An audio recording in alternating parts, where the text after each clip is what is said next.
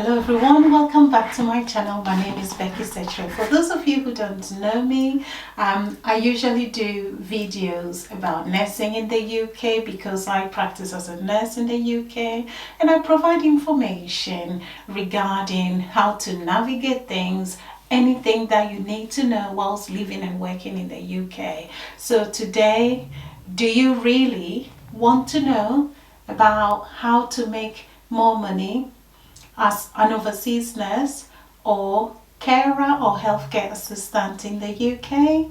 I do say overseas nurse only because all my videos are for nurses from overseas who want to come and work here or who already work in here. So it doesn't matter whether you're overseas nurse or you are a nurse just working in the UK, or you are actually considering coming to work in the UK, then this is the right video for you. So do not go away, just watch to the end so you get all the benefits of the video.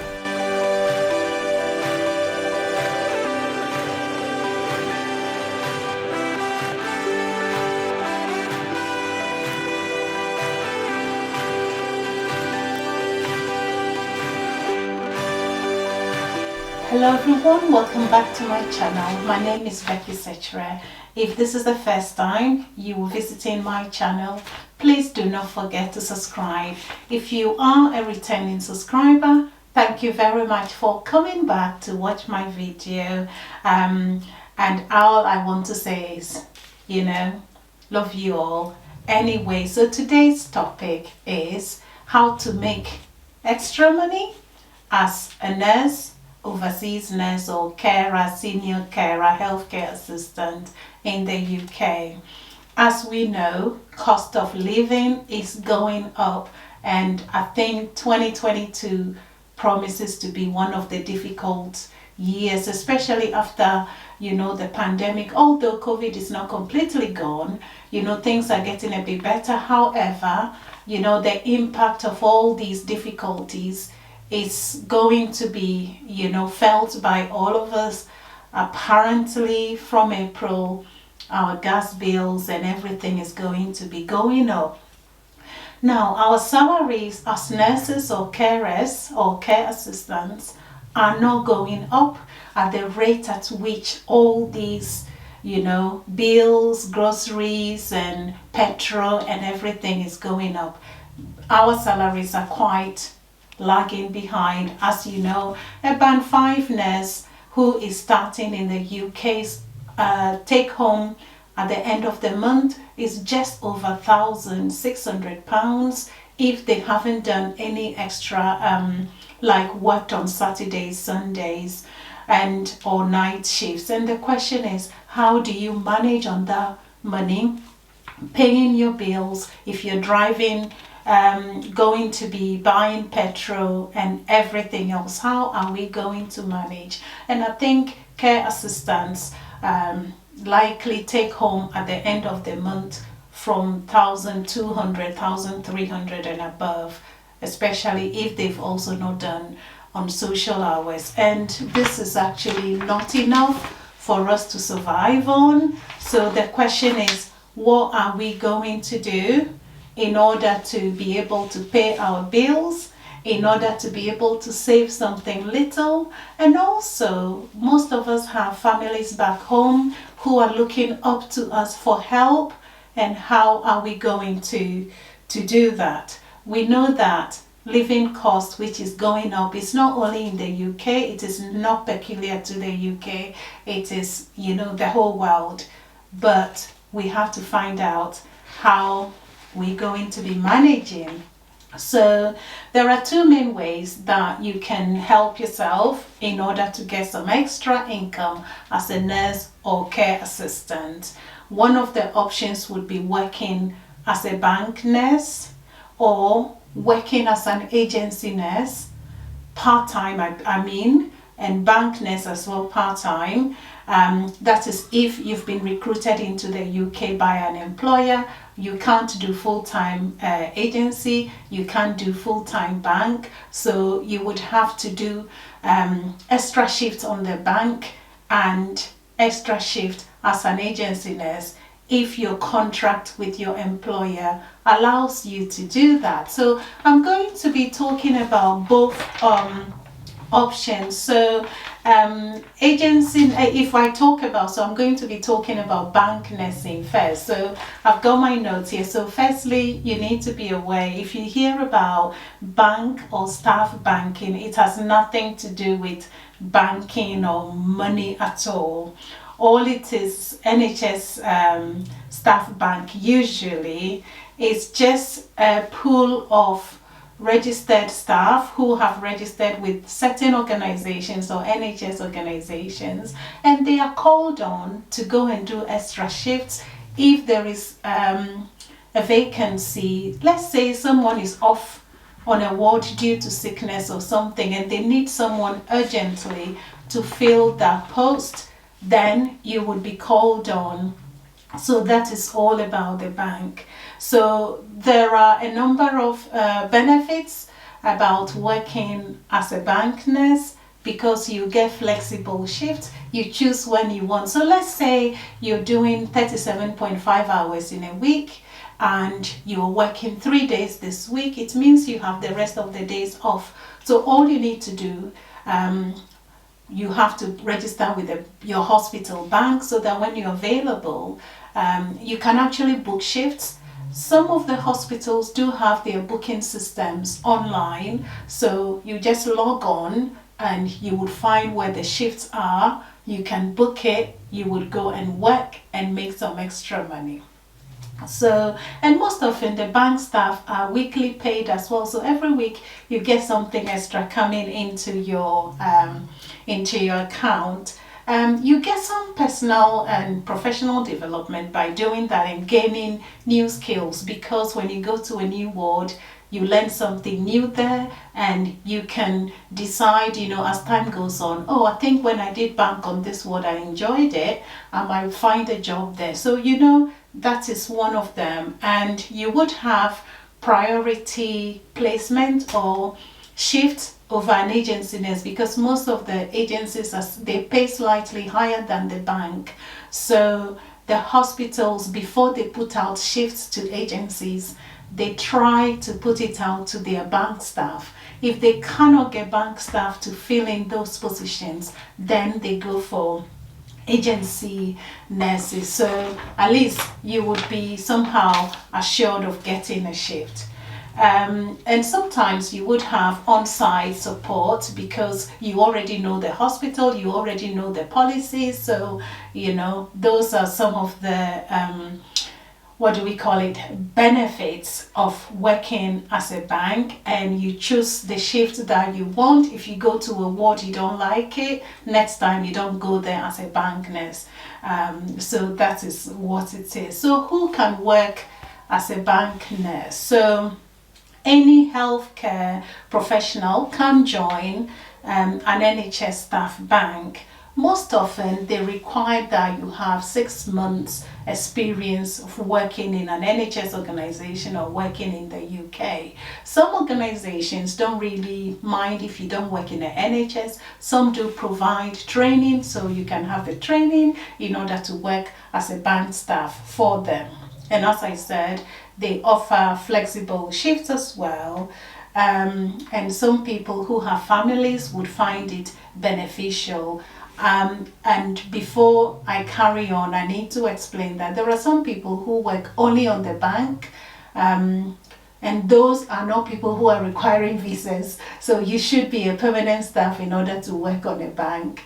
And you've got your visa and everything. You're not going to be needing, you can't just come and resign from your trust and say, I just want to do bank. Unless, of course, you've got your indefinite and you want to resign and do bank because of childcare and all that. It's up to you, but you should be fully employed. So this is for overseas nurses anyway.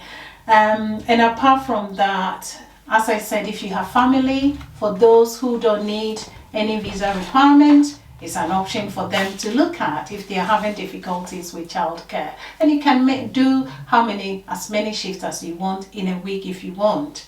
Also, people who are students and are looking to gain some experience in healthcare, like medical students who want to earn extra money, or nursing students who want to earn extra money, or other students who want to earn extra money, can register with the bank. But before you work on a bank, you need some healthcare experience anyway. So those are some of the things. What are the pay rates? So the pay rates for the bank depend on the hospital. It also depends on what sort of shifts you're doing, whether you are working like day shifts, you're doing night shifts, or you're working weekend or Saturday. So for example, for a band 5 nurse, you could earn night Saturday to Monday to Saturday night, you could earn about £24 per hour. For a night shift on a Sunday, you may earn about £29 per hour. Whereas if you're working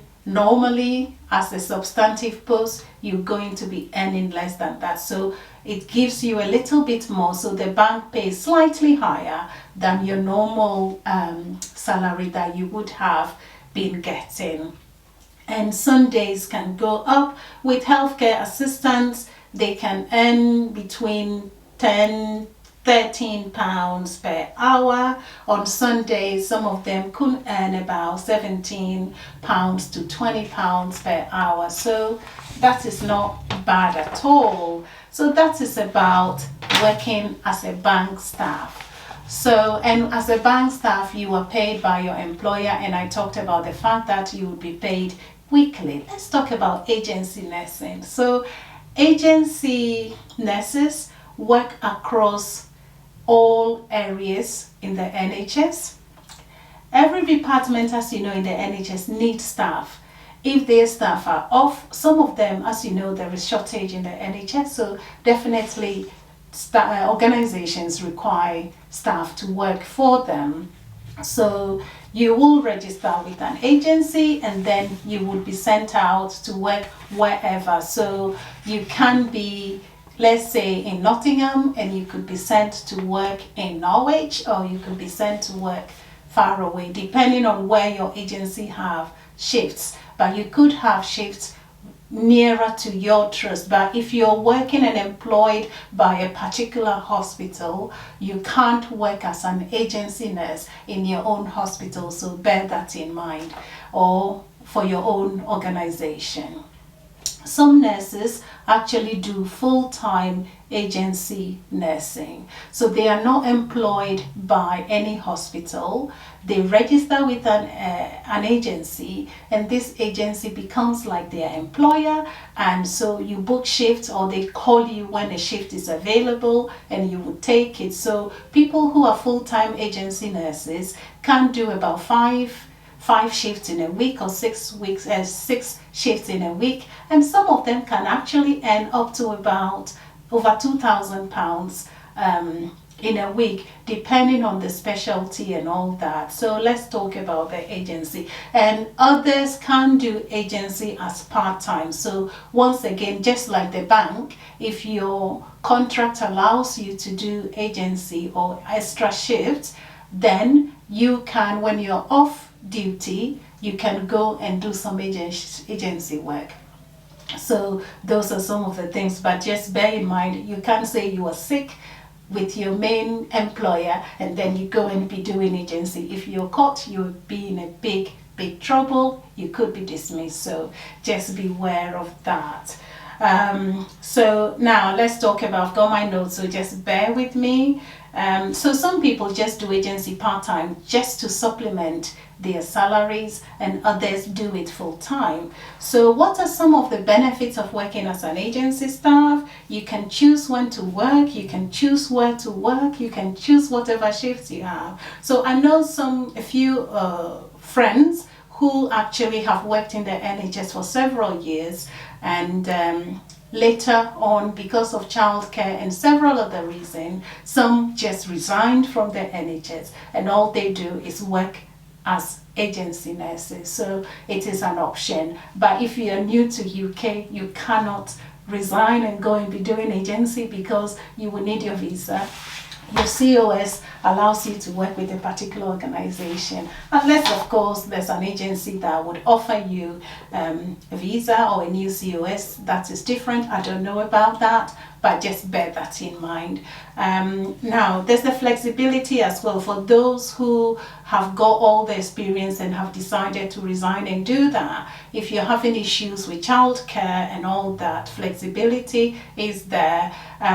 You work when you want, so you choose when you want to work. You choose whichever hospital. If they send you to a hospital you don't like it, you don't go there. You say, no, I'm not taking this shift. You just take the shift that you want. And they usually receive higher pay as compared to bank nurses. So, and if you work on a Saturday or Sunday night or bank holidays, you get a lot more money as compared to someone who is working full-time on that or in that department.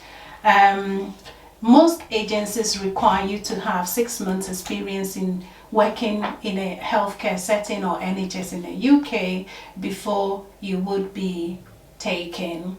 And before you decide to join an agency, what you need to look out for, you should check for an agency who has like a choice of roles, hours and locations, because sometimes you could register with an agency where they haven't got shift, and what is the point? And you can register with 2 or 3 anyway, so you're not stuck with one, and if there is no shift then you're stuck.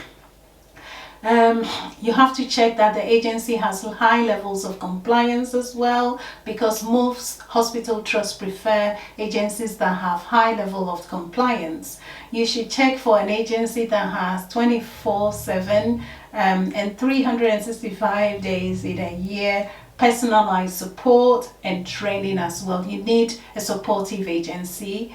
Agencies, most often they offer free uniforms anyway. Some of them offer the opportunity to help you with revalidation. That is if you're working full-time with them, or full-time agency, because if you're registered and you're working full-time with an organization already, you would be doing your own revalidation anyway. But if you're only full-time agency, then you need to make sure they offer support and training for revalidation as well. Another thing is, some of them do have great referral schemes, so if you refer a friend to that particular agency, they may pay you something for that. So it's a bonus if you find an agency like that. Why not? And look for an agency with a positive reviews from other nurses. So it's very important. Now, what are the pay rates for agencies? This is just like a brief, and it's not a particularly one agency. There is just an average I've got here. Some of them weekday shifts could pay about 20 to 29 pounds per hour. Some of them also pay weeknight shifts between 24 to 35 pounds per hour. Saturday shift you could get between 25 to 35 pounds per hour. On Sundays, Sundays you can get between 24 pounds to 36 pounds per hour. On bank holidays or public holidays, you can get between 34 to 40 pounds per hour. Now, agency pay also depends on specialty that you're working in. So if you go to A&E, if you go to ITU, if you go and do dialysis or any specialty unit, most often those rates are quite different, slightly higher. If you're working day shifts, they are slightly less but better than bank. If you're doing Saturday, not bad. If you're doing Sunday night or Sunday day, those pay a bit more. Care assistants could earn between 12 to 27 pounds based on the agency. So there is let's say an average rate they have to, but there are some that pay slightly higher. And with the care assistants, actually on bank holidays, you can actually earn up to 30 or 40 pounds, depending on where, depending on what skills you have and all that. So it's not quite that bad to look into those. Finally, how do you get paid as a bank nurse or as an agency nurse, because getting paid as a bank or agency nurse is the most important, because you're working to get paid. Now, the more you work, bear in mind in the UK, the more you work, the more tax you pay. So just be careful how much shift you're doing, because sometimes you end up and you think, I've done all these shifts, why am I paid this amount of money? The tax man is taking as much as they can as well. So just bear that in mind. Make sure you make time for yourself and rest as well. Don't overdo things anyway. So if you are working for a hospital as a bank staff, normally you are paid by PAYE, which is pay as you earn. And so which means that it's a pay system actually, where taxes and other deductions are taken out before your wage is paid to you by your employer. So that is pay as you earn. You don't have to worry about taxing and all those things. It's all sorted for you. Your national insurance and all that would be taken, so you're not going to be worrying. However, if you work as an agency nurse or a carer, as an agency nurse or a carer, you will have the option to get paid via PAYE, which is pay as you earn once again, or through an umbrella company. So those are the two main options that you may be presented if you register as an agency nurse. As a bank, it's PAYE by your trust or whichever hospital you're doing bank for, but as an agency you have two options or choices, either by PAYE or by as under an umbrella company. So those are the things. So the umbrella company in this case becomes your employer and not the agency. That is if you're being paid through an umbrella company. With that, most agencies actually will offer you a bit higher rate of pay, so maybe £2 extra or £3 extra, rather than being paid directly by the agency themselves. So the extra £2 or £3 is just to help to cover your umbrella company's additional cost or all the deductions that would be taken from your salary.